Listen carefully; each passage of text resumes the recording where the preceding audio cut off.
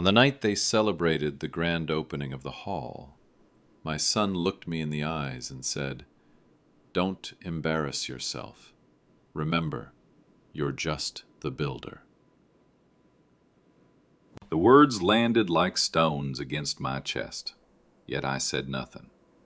I stood outside the glow of chandeliers, watching guests pour into a space I had raised from dust and empty ground. They walked across polished floors I had once knelt on, hammer in hand, back aching, vision blurred by sweat. Not one of them glanced at me. To them I was not father, not guest, not man of honor. I was the shadow in the corner, the invisible guest. I stepped quietly into the room, the air thick with perfume and pride. Laughter echoed against walls that had cost me nights of labor and years of sacrifice. They admired the grand ceilings, praised the designer, toasted the investors, yet every detail, the carved beams, the stone arches, the hidden strength of steel, was mine. My signature lay beneath it all, buried under layers of paper and time. But in their eyes I was nothing more than the hands that lifted, not the mind that envisioned. I found my seat at the far end of the table, as if they had placed me there deliberately, out of sight. Conversation swirled past me. "He's just the builder," I heard someone whisper, their tone dismissive, almost pitying. The words were not new to me. They had been said before, in smaller ways, when I brought gifts too modest, when I spoke too plainly, when I dared to stand among those who thought themselves greater. But tonight, in a hall built from my very soul, the sting of those words cut deeper than ever. I looked around and saw my daughter laughing with her friends, her head tilted away from me as though ashamed of my presence. My son stood tall, speaking to investors, eager to impress, eager to erase any trace of where he had come from. Not once did their eyes meet mine. I was there in flesh, but already forgotten in spirit. Yet inside me a storm gathered. They believed I was invisible, but invisibility has power. The unseen sees everything. The dismissed remembers every slight. And though they laughed and drank in their borrowed pride, I knew something they did not, that the truth was waiting, silent and patient, locked in the pages of a file not yet opened. Friends, let me take a short pause. Write in the comments, where are you listening to this story from? Have you ever faced something similar in your life? Don't forget to subscribe and share this video. By doing so, you help us grow this channel and bring more stories to you every day. And now, we continue. Laughter swelled like a tide, but never reached me. It rolled around the long table, spilling from crystal glasses and polished smiles, yet it broke before it touched the seat where I sat. Instead, it curled into whispers, sharp, cutting whispers that carried further than the laughter itself. Behind the thin rims of their wine glasses, their eyes flicked toward me, and their lips twisted with amusement. They spoke of my hands, scarred and calloused, hands that had lifted more weight than they would ever know. To them, those hands were not symbols of sacrifice, but marks of a life too ordinary, too low to be admired. I felt the weight of their gazes tracing my jacket, worn and faded from years of weather, sun, and work. They saw a man in clothes too plain for chandeliers, too humble for velvet chairs. I could hear the smothered chuckles as they shifted their seats away, as though proximity to me might stain their expensive fabric. Their voices blurred into one refrain, not spoken directly, but carried in every gesture, every tilted glance. I was tolerated, not celebrated. They gave me a chair because it would have been indecent to deny me one, but to them, I was no more alive than the chair itself, something to be leaned on, then forgotten once it no longer served. Across the table, my son raised his glass, his words blooming with pride about the evening, about the people who made this possible. I watched his lips form gratitude toward men who had arrived only when the walls were already standing, when the roof was already sealed.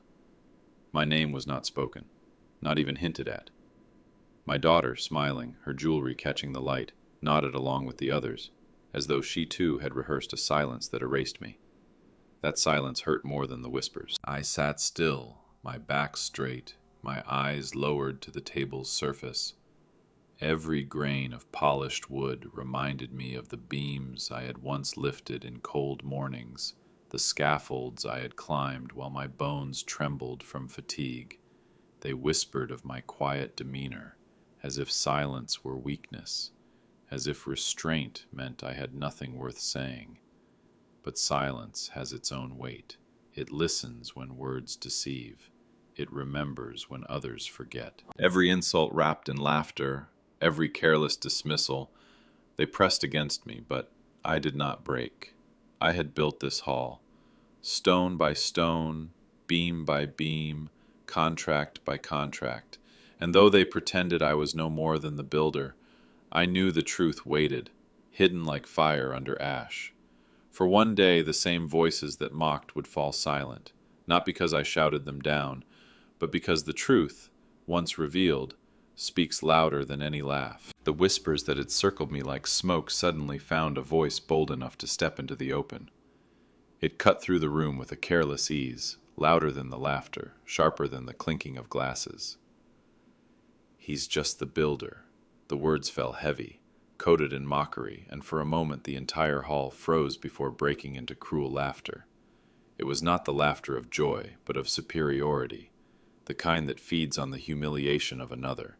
Faces turned toward me, some grinning, others pretending not to look, yet every eye carried the same message. "You are beneath us." It did not pierce me like a knife. Knives wound and then are withdrawn. These words were heavier, slower, more merciless. They wrapped around my chest like chains, binding me to their shallow judgment, pulling me down into the place they had built for me in their minds. A place where I was not father, not craftsman, not man with a history, only labor, only dust, only a figure bent under weight. The laughter tightened those chains with every echo, and I could feel the room lean together in agreement, united not by truth but by arrogance. I sat still, my hands folded, though every instinct in me burned to rise, to remind them of the nights I had worked until my fingers bled, of the papers I had signed that secured the very foundations of the hall they now called theirs. But I held my silence. Silence was the one dignity I could still choose, the one weapon they could not twist against me. For in silence I was more than they believed. I was memory. I was witness. The relative who spoke leaned back in his chair with the satisfaction of a man who believed he had spoken for all. His sneer remained as though carved into his face, certain his words would not be challenged. And indeed, no one rose to defend me. Not my daughter, not my son. Their silence was agreement, or worse, indifference. That indifference cut deeper than the insult itself, for betrayal is not only in the words spoken, but in the words withheld. Around me the feast continued as though nothing had happened. Plates clattered, wine poured, but beneath it all, a new rhythm pulsed. The rhythm of chains tightening, binding me to an identity they had chosen, not the one I had lived. Yet even as the weight of their judgment pressed upon me, I knew something they did not. Chains are made to be broken, and the truth, patient, hidden, waiting, would one day shatter the mockery they mistook for truth. Her silence cut deeper than the insult. When the words, "He's just the builder," had echoed across the hall, I did not expect defense from strangers, nor from men who measured worth by suits and polished shoes. But I had hoped, if only faintly, that my daughter, my own flesh and blood, would lift her voice above the noise. Instead, she bowed her head, her eyes fixed on the table as though the polished wood could swallow her shame. She laughed softly at something another guest whispered, pretending not to hear, pretending not to know. That silence was not neutral. It was consent. It was the loudest betrayal of all. I looked at her, and in that glance I saw not the woman she had become, but the little girl I had once carried on my shoulders, showing her rooftops I had built with my hands. I remembered her small fingers clinging to my shirt, as I told her stories about beams that could hold the weight of storms.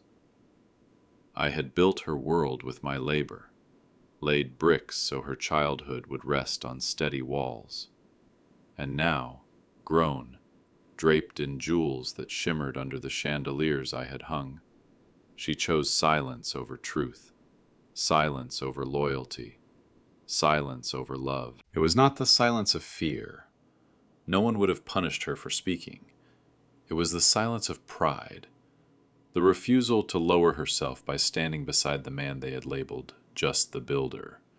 She feared that my calloused hands, my rough jacket, my ordinary presence might cast shadows over her polished image, and so she let the insult stand. She let the laughter grow. She let me sit, bound and diminished, while she joined their chorus of quiet approval. In that moment I felt the weight of years not in my bones but in my heart. Betrayal does not always come with words. Sometimes it comes with the absence of them. A single defense from her would have broken the cruelty in the room, but her silence built higher walls than any I had ever raised. Walls that shut me out, walls that declared I was no longer part of her pride, only part of her past. Yet even in the hollow ache of her betrayal, I remained unmoved in my seat. They mistook stillness for weakness, silence for surrender, but I knew something they did not. One day, when the file was opened and the ink spoke louder than all their laughter, her silence would not shield her. She too would feel the weight of truth pressing on her, heavier than any stone I had ever laid. On the polished desk near the front of the hall lay a file, thick and heavy, its spine bending under the weight of pages. It sat untouched, forgotten amid the glitter of wine glasses and the rustle of silk dresses. No one noticed it. No one cared. Why would they? To them it was nothing more than paperwork, dry contracts, technical lines, the kind of thing one leaves to builders and lawyers. They were too busy savoring their own laughter, too eager to praise the wrong men. The file waited in silence, but within it lived my story, the ink of my sacrifice, the mark of my endurance, the undeniable proof that every stone, every beam, every light above their heads bore my name. I watched it from my place at the far end, its edges catching the glow of the chandelier like a quiet beacon. That file was not merely paper. It was years of nights when my back broke under labor, when my eyes blurred as I signed documents at midnight after coming home from the site.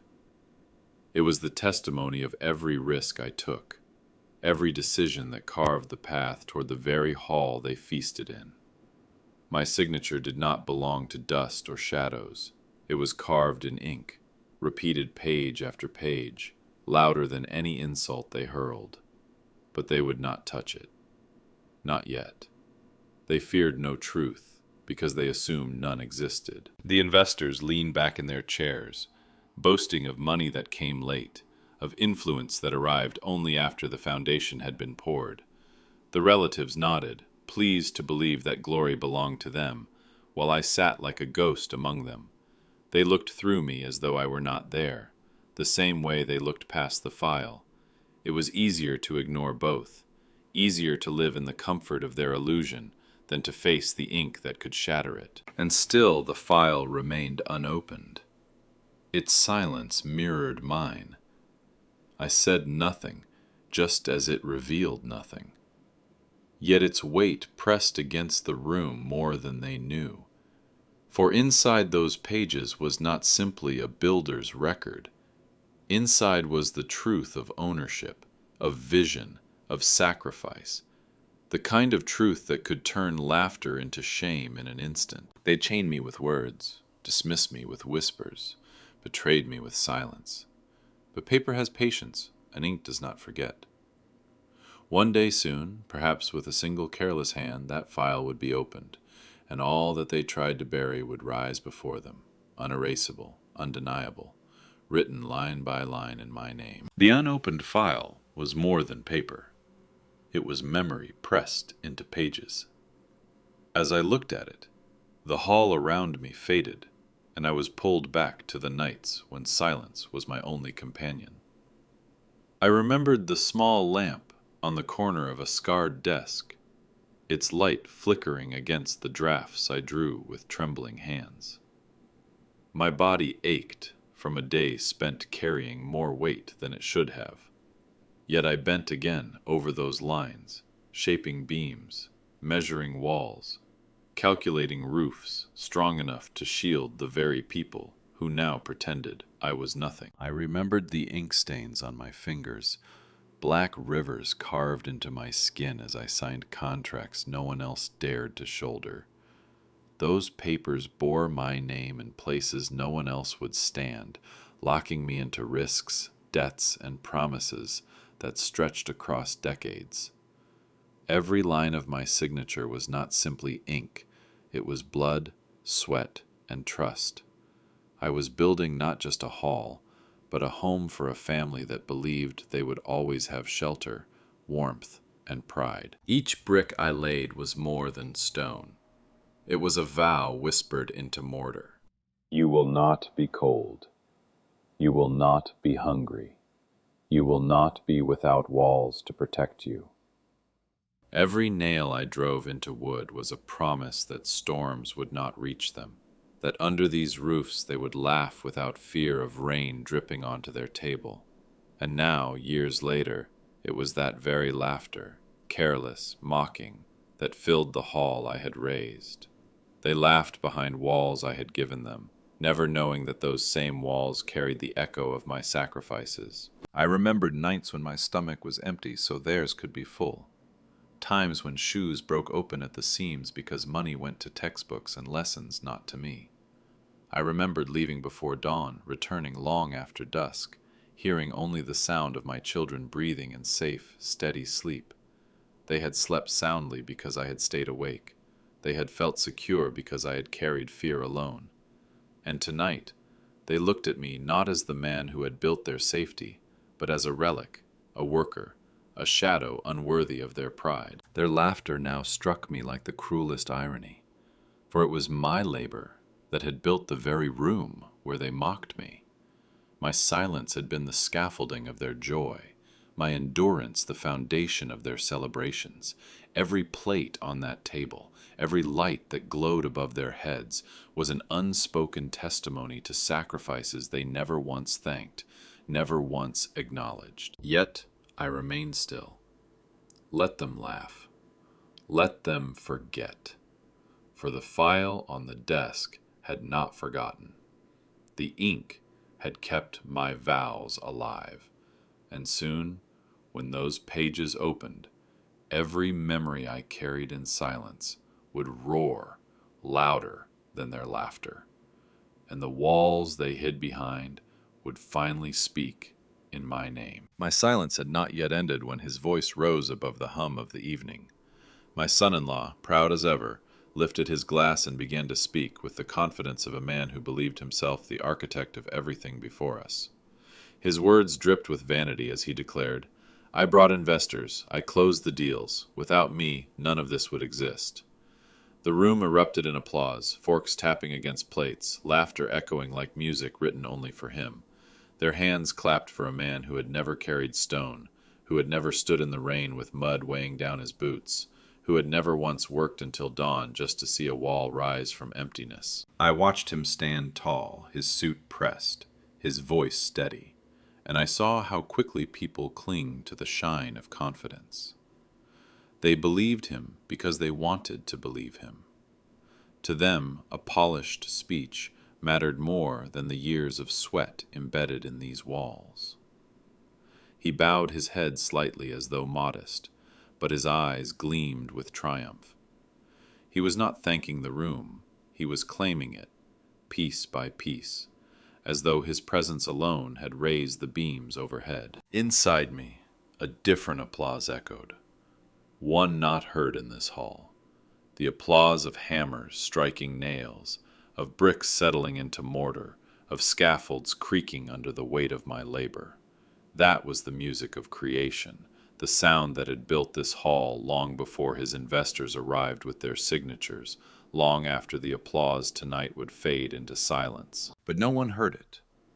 They cheered for him, blind to the truth that the very deals he bragged about had carried only one weight that mattered, my name at the bottom of the contract.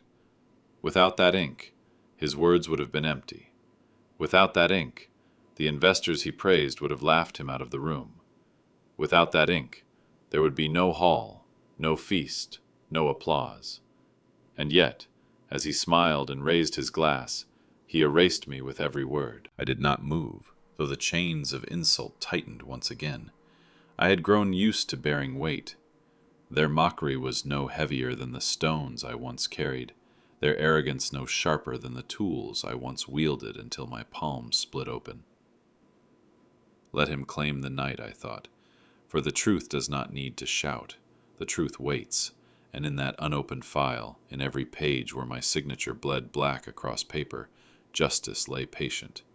One day their applause for him would dissolve into shame, and the hall would remember its true builder. The night grew heavier, not with silence, but with the boldness of cruelty. The first insults had been wrapped in whispers, then in careless laughter, but now they came openly, as though my place at the table had granted them permission to turn me into their amusement. One guest lifted a brow and pointed toward my shoes, worn from years of labor. The leather cracked, the dust from old sights still clinging to the seams. Another stifled a laugh at the stains that clung to my sleeves, faded marks of paint, cement, and oil that no amount of washing could erase. The table rippled with chuckles, their eyes glinting with the pleasure of humiliation disguised as entertainment. They saw only the surface, the outward signs of wear, but none of them understood that these were not flaws, they were the evidence of years lived for others. The dust on my shoes had been gathered on the very roads I walked to secure their future, each crack in the leather carved by steps taken when no one else was willing to walk beside me. The stains on my sleeves were not carelessness, they were scars left by work that had sheltered their laughter, marks of the nights I had stayed long after the world slept, ensuring that walls would not crumble, that roofs would not fall. Those stains were not shame. They were the ink of sacrifice, written not on paper but on fabric and skin. Yet they laughed, and in their laughter was a kind of blindness more cruel than words. They did not see the man. They saw only what he wore. They did not see the journey. They saw only the dust at its end. My silence, which had once been my shield, began to press against me like a weight. For every giggle, every smirk, carried a message. You are less, you are forgotten, you are nothing here, and still I endured. But deep within me, something began to shift. Their mockery no longer pierced, it revealed. It showed me the depth of their blindness, the measure of their arrogance. They believed my worth ended at the surface, that dignity could be erased by worn shoes or stained cloth. They forgot that dignity is not measured by polish, but by the sacrifices that no stain can hide, no dust can erase. So I sat with their laughter ringing in my ears, their cruelty feeding itself. They believed they were stripping me down, but in truth they were stripping themselves, exposing the hollowness of their pride, the emptiness of their applause. For when the file on that desk was opened, the very dust they mocked and the very stains they ridiculed would transform into proof that I had carried what they never could. And in that moment, it would not be me who stood in shame. It would be them. I did not rise. I did not strike the table. I did not let anger become their spectacle. Instead, I leaned back in my chair, my hands folded in calmness that none of them could understand. They expected a protest, a burst of wounded pride, some foolish attempt to defend myself against their cruelty. But I gave them nothing, for I knew what they could not. Justice does not need to shout to be heard. It waits, patient and unshaken, hiding in silence until the right moment comes to reveal its face. Around me the feast grew louder, arrogance filling every glass more than wine. Their laughter became a chorus, their boasting a hymn to themselves. They feasted on pride, as though it were a banquet that could never end, never realizing how fragile it all was, how quickly it could collapse under the weight of truth. They saw me leaning back and mistook it for defeat, as though my silence confirmed their judgment. But silence is not surrender, it is strength. It is the ground where truth takes root, invisible for a time, but growing beneath the surface, unstoppable. I let their words wash over me like waves striking stone.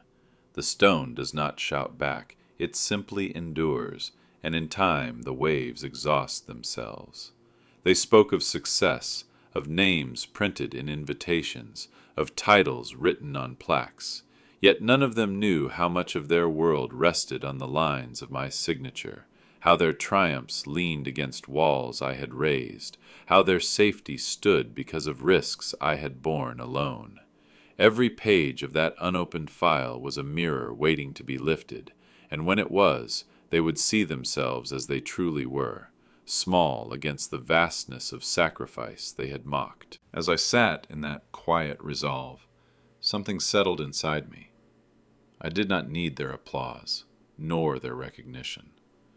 Their laughter no longer touched the core of me, for I had built too much to be destroyed by mockery.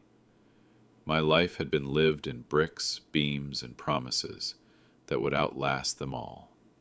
They thought they had chained me with words, but those chains would soon break under the weight of truth. Justice was already in the room. It simply had not yet spoken, and when it did, it would not come as thunder, but as ink on paper, undeniable and eternal. At last, movement stirred at the front of the hall. The host, who had until then hidden behind polite smiles and rehearsed words, extended his hand toward the thick file that lay forgotten on the desk. Perhaps it was duty, perhaps it was mere curiosity, perhaps even an unconscious unease at the weight of silence pressing against the laughter, but his fingers brushed the cover, and in that instant the air shifted.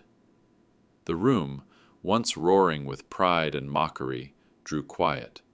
Glasses hovered mid-air. Conversations froze. Even those who had not been watching turned their eyes to the moment that had arrived. The file opened with a low, unremarkable sound. Yet it cracked through the hall louder than any insult that had been spoken. Pages rustled, paper against paper, and with every turn the silence thickened. Laughter had no place here anymore. It had dissolved into something heavier, anticipation, unease, the faint sting of fear. For suddenly the game they had played, the chains they had wrapped around me, felt fragile in the face of what those pages might reveal. I sat, motionless, though inside me the storm tightened. Each page he turned carried a part of me, my nights, my sacrifices, my sweat pressed into ink. I knew what lay within those sheets. My name written again and again, not in mockery, not in whispers, but in the bold black of signatures that bound the very walls around us. And as the host's eyes moved across the words, I saw his face shift, the faint tightening of his jaw, the flicker of surprise he could not hide. The silence grew unbearable for the others. Guests leaned forward, their pride now laced with doubt, their laughter replaced by stolen glances. The son-in-law shifted uncomfortably, his hand tightening around his glass, his voice lost in the rustle of papers. My daughter lowered her gaze, as though the ink itself might rise and accuse her silence. Every turn of a page was a judgment, not spoken but undeniable, heavy as stone. In that silence, I felt the balance of the room tilt. The arrogance that had filled the air only moments before began to crumble, replaced by something they did not want to admit: truth. For truth, once it begins to emerge, cannot be laughed away. It does not bow to whispers, nor bend under mockery. It stands unshaken, and with every page that turned beneath the host's hand, it grew louder, even in silence. And then it appeared. My name, clear, bold, unshaken, stamped across the page in black ink. Not once, not twice, but again and again as the host flipped through the thick stack. Each contract bore it, each foundation agreement, each legal paper that had given life to the hall they now called theirs was marked by the same hand. Mine. The hand they mocked for its calluses, the hand they ridiculed for its stains, the hand they believed carried no weight beyond a hammer and nail. And yet here it was, etched into history in the language they could never laugh away. Ink. The room shifted like a ship struck by sudden storm. Laughter stopped mid-breath. Conversations broke into silence. Eyes darted to the file, as if it were a mirror exposing them all. I heard the faintest gasp from one side of the table, the scrape of a chair leg as someone leaned forward, unable to deny what they saw. My name filled the air without being spoken, louder than all their boasting. Every stroke of ink was a declaration. I was here. I built this. You cannot erase me. The son-in-law's face drained of color, his practiced pride unraveling like fabric pulled at the seams. He clenched his jaw, his knuckles tightening against the glass he held, but no words came. For what defense could he offer when the very proof of ownership and sacrifice lay spread before them? His speeches, his boasts, all collapsed under the undeniable truth that it had been my signature, not his, that had given shape to the stone beneath their feet. My daughter looked down, her hand trembling against her lap, her jewels no longer glittering but heavy with shame. She had remained silent when the insult was cast, silent when I was mocked. Now the silence returned, but it was no longer mine, it was hers. It carried the weight of guilt, the heaviness of realizing that her father's worth, once dismissed, now stood before her in undeniable ink. The hall that had once burst with arrogance now held its breath. No one dared to speak, no one dared to laugh. They stared at the papers as though the pages themselves had grown voices, voices that shouted louder than any man could, voices that said, "This hall stands because of him. This celebration exists because of him. You mocked the builder, but it was the builder who signed your world into existence." And I remained still, leaning back, watching as the truth spread through the room like fire through dry grass. For this was justice, not born of fury, not delivered with shouts, but carried on ink that would never fade. The collapse did not come with noise, but with silence, the kind of silence that suffocates, that strips away pretense. The son-in-law, who only moments ago had stood tall, his voice booming with self-importance, now sat rigid, his face drained of color.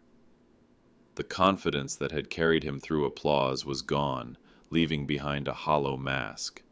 His hands fidgeted against the glass he still held, as though gripping it might anchor him, but the weight of the ink before him pulled him down deeper than any ocean could. Around him, the same guests who had once laughed at me now shifted in their seats, their eyes darting anywhere but his face. No one met his gaze. No one reached to steady his unraveling pride.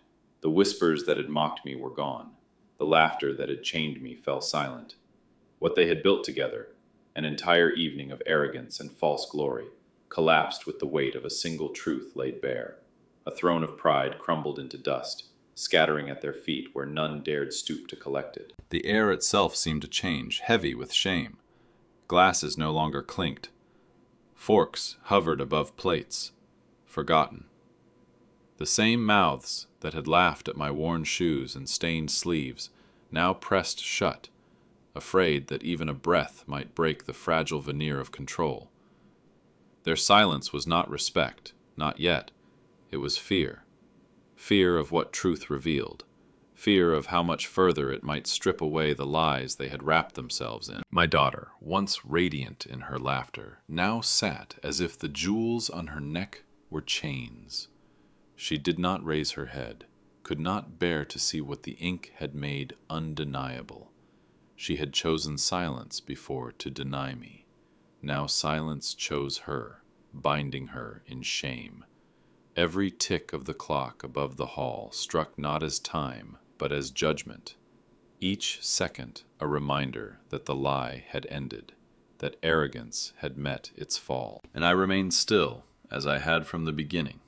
I did not smile, I did not gloat. Justice did not need my hand to push it forward. It had arrived by its own weight, carried by the ink of my name. They had stripped me with laughter, but the truth had stripped them in return. Their wealth, their speeches, their pride, all seemed small now, fragile and empty. For the hall itself, their crown jewel, no longer sang their praises. Every beam, every wall, every brick whispered the same story. He built me, not you, never you. Justice did not thunder into the room. It did not crash against the walls with fury. It came quietly, in the steady rustle of pages being turned, in the black ink that shone under the chandelier's glow. Every signature was a voice, louder than any insult they had cast at me. Each line written by my hand carried the weight of nights when sleep was sacrificed for their comfort, of mornings when hunger was endured so they could eat, of years when my body bent under burdens they never even saw. They had mocked my jacket, my shoes, my silence, but here was the truth. It was my ink that had sealed their world, my name that had signed their safety into existence. The file became a tribunal, each page a witness testifying against them.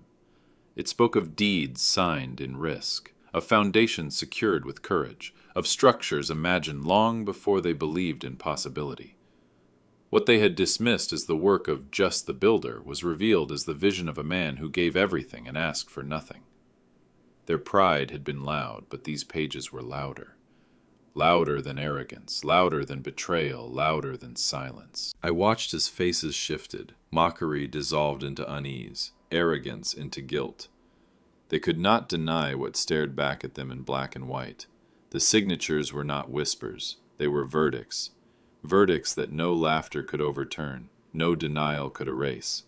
The hall itself seemed to bend under their weight, as though even the walls longed to remind its guests of whose hands had given it life. Justice had no need for fury tonight. It needed no raised voice, no bitter accusation. It simply lay open on the table, page after page, stripping every false claim bare. For years they had hidden behind pride, behind arrogance, behind their illusion of superiority. Now those illusions cracked under the undeniable. The file did not shout, but in its silence it roared, declaring with every line, "You ridiculed the man, but you built your lives on his name." And I sat unmoving as justice unfolded, not as revenge, but as truth. For truth, once revealed, does not need vengeance to cut deep. It carves its mark in the heart, leaving scars that no mocking laugh can ever cover. She wept without sound, her shoulders trembling beneath the shimmer of a gown that now felt heavy as stone. The jewels she had chosen so carefully to glitter beneath the chandeliers had become cold weights pressing against her skin. Every sparkle reminded her of nights I had walked home in darkness, empty pockets in my coat, so that she could shine. Every polished pearl was bound to the calluses on my hands, every diamond linked to the sacrifices carved into my skin. She lowered her face, trying to hide the tears, but nothing could hide the truth now. Her silence had betrayed me more than words ever could. When they mocked me, she did not speak. When they laughed, she did not stop them. She had looked away as though the man who carried her on his shoulders, who built the walls that kept out the cold, was ashamed to be tucked into the shadows. By choosing nothing, she had chosen their side, and now that choice burned her from within, for the file lay open and page after page shouted what her lips had refused to say. I was not just the builder. I was the builder of her life, the architect of her comfort, the craftsman of her security. She remembered. I know she did. She remembered the winters when I patched the roof at night so her bed would be dry. She remembered the birthdays when I built her toys from scraps of wood, because money was gone, but love was not.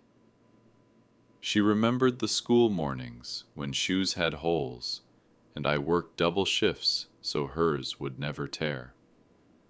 All those memories now rose against her silence, flooding her heart with shame. Every page turned in that file was a mirror, forcing her to see what she had denied. Her father was not a shadow. He was the foundation. Tears slipped from her eyes, falling into her lap, darkening the silk. She tried to hide them, pressing a hand against her face, but the tremor in her body betrayed her grief to everyone at the table. She was not weeping for me. I did not need her tears. She was weeping for herself, for the realization that her silence had been a wound cut into her own soul. The guests looked away, unsettled, for tears in a hall of laughter are heavier than stones, harder to ignore than truth written in ink. I did not look at her long, for I carried no anger. Anger would have been too small for what filled the room now. This was not my triumph, nor her punishment. It was the awakening of truth, and truth has a weight that no one can escape. She wept not only for the father she had betrayed, but for the man she had forgotten, the man who had given her everything, and asked only to be seen. Her tears fell freely now, and though she tried to hide them, they spoke louder than her silence ever had. They confessed what she could not put into words, that she had turned away from the very hands that had built her life, and that no apology, no gesture, could erase the years of dismissal. Her tears were not redemption, they were confession, and they filled the hall with a grief heavier than any judgment could deliver. The file closed with a soft thud, yet the sound struck the hall like a bell tolling the end of an era. No laughter dared to rise again, no boast could crawl its way back into the air. They stared not at me, but at the silence that followed, a silence filled with the weight of truth too heavy for any of them to escape. A moment before, I had been just the builder, the man in worn shoes and stained sleeves, the shadow at the far edge of the table. But now, with every page turned and every signature revealed, that lie lay buried beneath ink. They no longer saw a man they could dismiss. They saw the one who had raised the walls that held them, carved the foundations that kept them steady, and carried generations upon his back without ever asking for recognition. The son-in-law, once proud in his arrogance, now shrank into himself, his glass untouched, his voice stolen. The throne of laughter he had built for himself had turned to dust beneath his feet, and the dust clung to him, choking the last of his pride. The guests who had mocked me turned their eyes away, their faces flushed with shame.